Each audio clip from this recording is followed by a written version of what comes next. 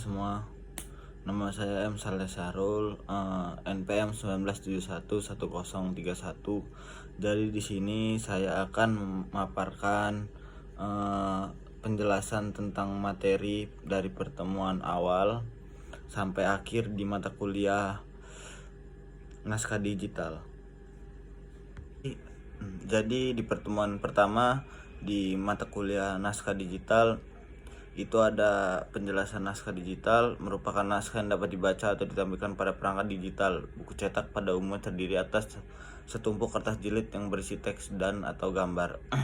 Dan ini ada 3 jenis format dari mata kuliah naskah digital. Yang pertama adalah AZW, Amazon Word, sebuah format proprietari Amazon yang menyerupai format MOBI.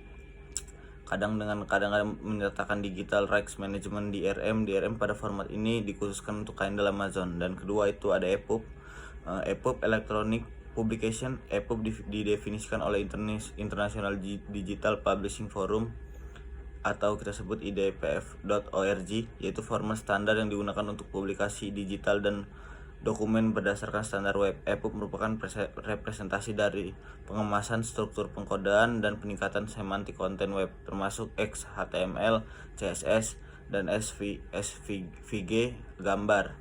Dan ketiga itu ada KF8, format Kindle Fire dari Amazon. Hal ini pada dasarnya sama dengan prinsip EPUB yang disusun dalam pembungkus Palm File Database PDB dengan Digital Rights Management DRM milik Amazon. PDB dapat menyertakan beberapa format buku digital yang berbeda yang ditujukan untuk perangkat berbasiskan sistem operasi.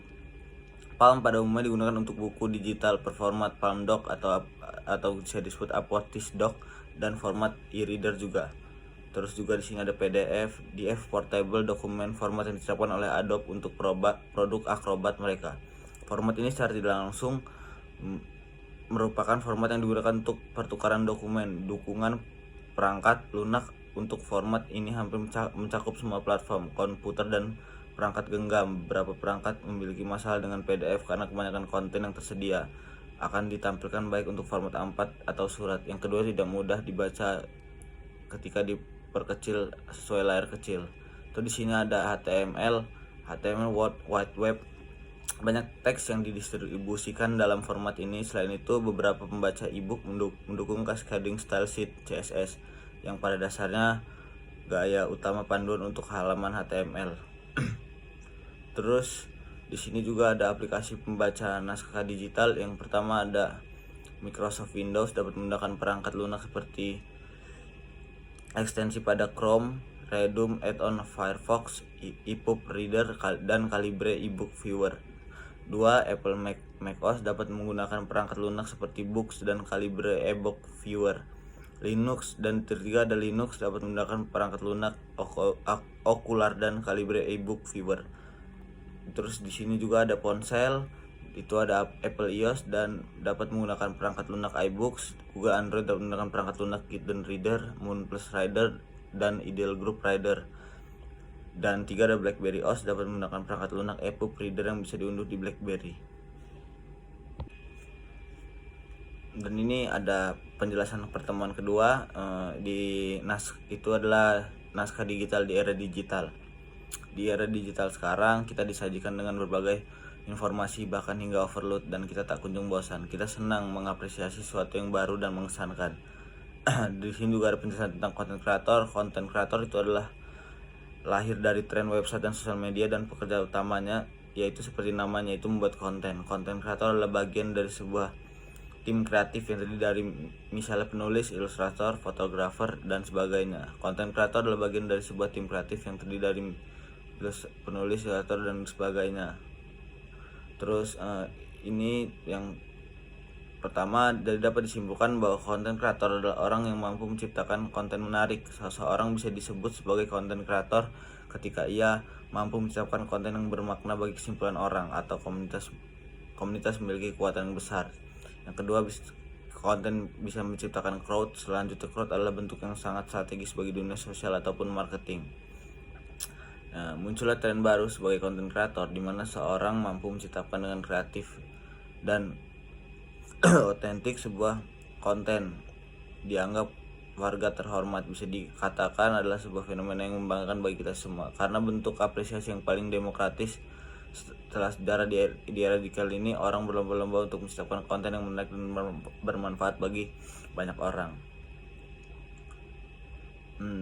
Itu saja yang bisa saya sampaikan di pertemuan yang kedua. Dan ini adalah penjelasan tentang pertemuan selanjutnya. Itu kita membahas pekerjaan yang happening di era sekarang. Itu ada content creator, content writer, dan copywriter. Content writer merupakan penulis profesional yang dimana tulisan tersebut dipublish di internet. Content writer ini sedang hits dan banyak dicari oleh perusahaan. Dan kedua itu adalah copywriter, memiliki job description yang hampir sama dengan content writer.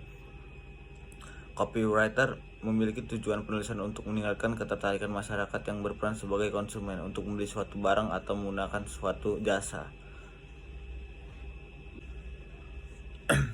Dan lanjut di pertemuan selanjutnya, ini kita akan mengenal ragam akun dalam konten digital. Yang pertama adalah brand account, akun yang memang menampilkan brand perusahaan sebagai representasinya. Tentu konsepnya harus profesional, menggunakan bahasa sedikit resmi karena akun ini akan menampilkan reputasi dari perusahaannya. Yang pertama ada shopping account. Sesuai namanya, akun ini berjualan, jadikan nama produk yang kita jual sebagai nama akunnya. Misalnya yang kita jual adalah kain endek, maka pilihan akunnya bisa endek Indonesia atau endek Nusantara. Yang pasti nama barang atau produknya harus jelas dan sesuai dengan produknya. Itu kita bisa ambil contoh, itu adalah suatu brand clothing. Itu udah pasti dia dibikin untuk diisi untuk barang-barang yang memang berhubungan dengan pakaian. Terus kedua adalah media account. Sebagai akun media tentu saja mengabarkan berita, maka konten diberikan berupa berita, fakta-fakta termasuk tips, style, genre tertentu, misalnya ekonomi, olahraga, atau genre lainnya. Itu bisa kita cek di salah satunya adalah media akun. Itu ada Creativok, itu membagikan semua informasi yang lagi happening di sekarang. Dan terus ada juga personal account. Kabarnya cowok baru masuk kategori keren kalau punya 5.000 follower dan cewek punya 10.000 follower. Kalau akun pribadi kita bisa mencapai di angka ini, maka kita sudah masuk di kategori keren. Ini adalah langkah awal yang baik untuk memasarkan produk di tahap berikutnya. Terus ada blogger atau influencer. Untuk akun ini topik yang dibahas harus terfokus dan jelas. Apakah soal film, traveling, atau soal keuangan, apapun itu asalkan terfokus dan jelas, sehingga kita mendapatkan relevansi dari orang yang akan menjadi target market kita. Dan juga ada community atau hobby account, non profit, biasanya dibentuk dari hobi, misalnya komunitas pecinta game, skateboard, Mobile Legend, atau apapun yang berhubungan dengan komunitas seperti motor juga bisa. Umumnya akun seperti ini dibuat untuk mencari keuntungan. Terus ada portfolio account. Kita akun yang dibuat sebagai media untuk menampilkan hasil karya kita, kumpulan karya kita yang bisa dijadikan sarana promosi tidak langsung dari profesi. Pertemuan terakhir yaitu teks biografi dan autobiografi. Ini adalah penjelasannya. Dan teks biografi adalah teks yang berisikan tentang cerita suatu tokoh dalam mengarungi kehidupannya, baik berupa masalahnya ataupun kelebihannya, yang ditulis oleh seseorang agar tokoh tersebut dapat diteladani orang banyak. Ciri-ciri biografi itu ada 3. Biografi dibuat berdasarkan informasi, fakta, serta disajikan dalam bentuk narasi. Itu yang pertama. Kedua, fakta didasarkan pada pengalaman hidup seorang yang diceritakan dalam tokoh biografi tersebut.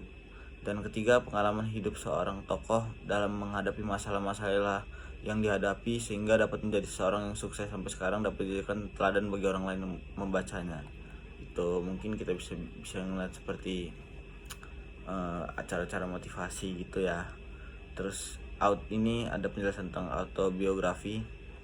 Secara singkat, pengertian autobiografi adalah tulisan yang di dalamnya berisi tentang pengalaman, riwayat, atau perjalanan hidup seorang mulai dari masa kecil sampai keadaannya sekarang ini, yang ditulis oleh diri sendiri, sudut pandang orang pertama. Terus autobiografi berisi lika-liku kehidupan seseorang melewati masa-masa yang sulit, kegagalan, kesedihan, kebahagiaan hingga bisa mencapai keadaannya di masa kini. Penulisan autobiografi menggunakan sudut pandang orang pertama, aku, saya, berbeda dengan penulisan biografi yang menggunakan sudut pandang orang ketiga.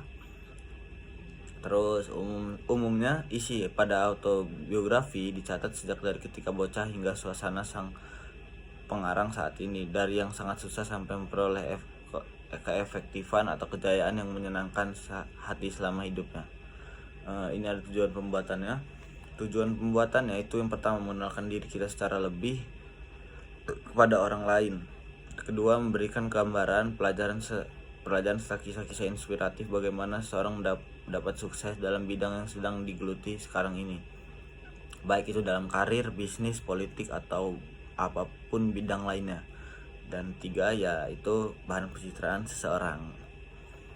Perbedaan data-data atau informasi yang terdapat pada sebuah biografi dituangkan oleh orang lain yang mengandalkan dokumen penting, memanfaatkan narasumber atau studi literatur yang mengungkapkan fakta-fakta atau peristiwa yang terjadi pada subjeknya. Sementara informasi dari biografi seorang tokoh ini akan memberikan motivasi secara penting dan hikmah bagi para pembacanya. Subjek pada penulisan biografi ini lebih mengarah kepada tokoh-tokoh terkenal dengan jasa-jasa dan pemikirannya. Sementara autobiografi sendiri ditulis atau dituangkan oleh diri